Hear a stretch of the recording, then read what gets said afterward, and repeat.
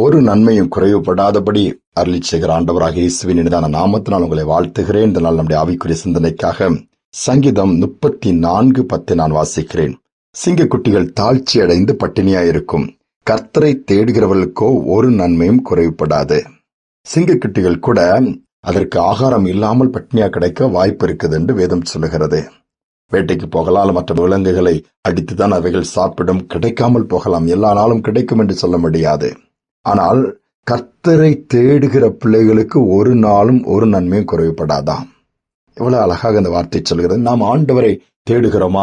தேவை வரும்பொழுது மட்டும் தேடுகிறோம் என்று சொன்னால் அது சுயநலம். அநேக நேரம் நம்முடைய ஜெபங்கள் அப்படித்தான் இருக்கிறது, நம்முடைய தேடல் அப்படித்தான் இருக்கிறது. கஷ்டம் வரும்போது கூட ஆண்டவரிடம் போவதில்லை, மற்றவரிடம் உதவி கேட்போம், ஆலோசனை கேட்போம், பல காரியங்களை செய்து எல்லாம் தோற்று போன பிறகு ஆண்டவரே என்னால முடியல, ஏன் அதை முதலாவதாக நம்ம செய்யக்கூடாது? முதலாவதாக தேடி பார்ப்போம் என்று சொன்னால் ஆண்டவர் ஒருபோதும் குறை வைக்க மாட்டார். எல்லா காரியத்தையும் ஆண்டவர் தன்னிடம் நாம் தெரிவிக்க வேண்டும் என்று எதிர்பார்க்கிறார்.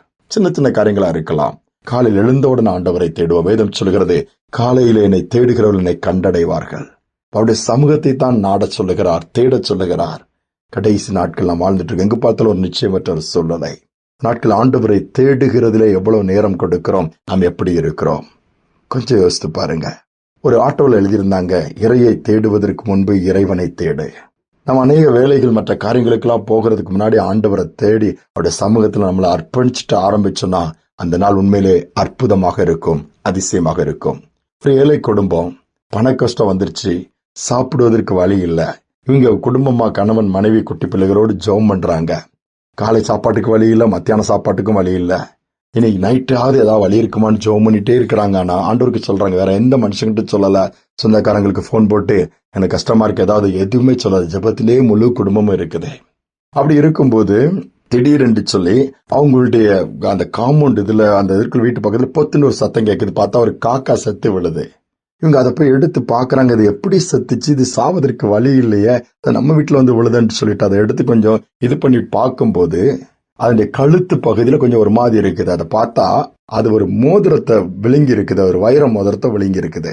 உடனே ஓபன் பண்ணி நல்ல வேளை ஆண்டவரே ஒரு காகத்தின் மூலமா வைர மோதிரத்தை கொடுத்துட்டான்னு சொல்லி, அப்படி இல்லை. உடனே அவங்க என்ன பண்ணாங்க, யாருடைய மோதிரத்தையும் அந்த காகம் கொத்தி விழுங்கி இருக்குது. அவங்க எவ்வளவு தேடுவாங்களே, கஷ்டப்படுவாங்களேன்னு சொல்லிட்டு அந்த பகுதியில் அந்த மோதிரத்தை எடுத்துட்டு போய் கேட்கறாங்க. அதை கொடுத்துடணும், நமக்கு எதுக்கு மற்றவங்க பொருள்னு சொல்லிட்டு பாருங்க அவங்களுடைய சிந்தைய. இவங்களுக்கோ ஒன்றுக்குமே வழி இல்லை, சாப்பாட்டுக்கு வழி இல்லை. ஒவ்வொரு இடமா கேட்டு கடைசியில் அந்த மோதிரத்தினுடைய சொந்தக்காரர் ஒரு பெரிய செல்வந்தர் அதை கண்டுபிடிச்சிட்டாங்க. அவரும் அந்த மோதிரத்தை காணல என்று 2 நாளா தேடிட்டு இருந்திருக்கிறாரு. இந்த காகம் ஒழுங்கி சாப்பிட முடியாம அவங்க செத்து இங்க வந்து விழுந்துருச்சுது. கொடுத்தோன்னே அவருக்கு ஒரே சந்தோஷம்.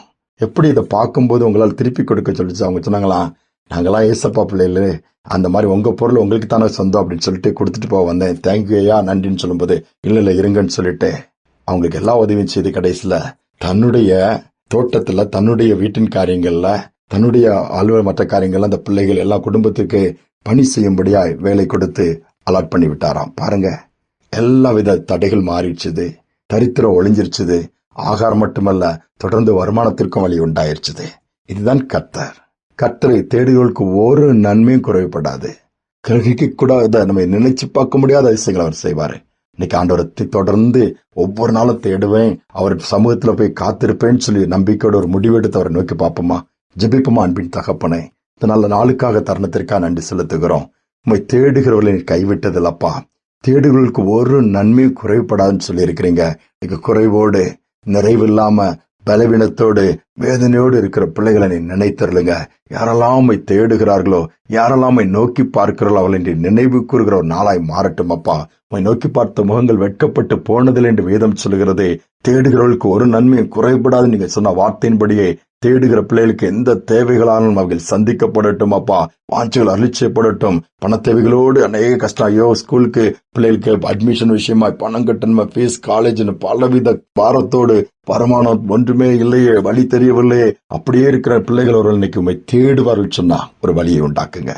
அற்புதத்தை பார்க்கட்டும். நீ அதிசயத்தை செய்கிற தேவன் அல்லவா, அதிசயமானவர். அப்படியே செய்வீராக. தாழ்த்தி ஒப்புக் கொடுக்கிறோம், துதிகனமே ஏற்றுக்கொள்ளும் இயேசுவின் நாமத்தில் பிதாவே, ஆமேன் ஆமேன். கர்த்தரை தேடுவோம், நன்மைகள் குறைவுபடாதபடி கர்த்தர் அதை அருளிச் செய்வார். சிந்தனையோடு நாளை தொடருவோம். மீண்டுமாய் நாளை தினம் சந்திப்போம்.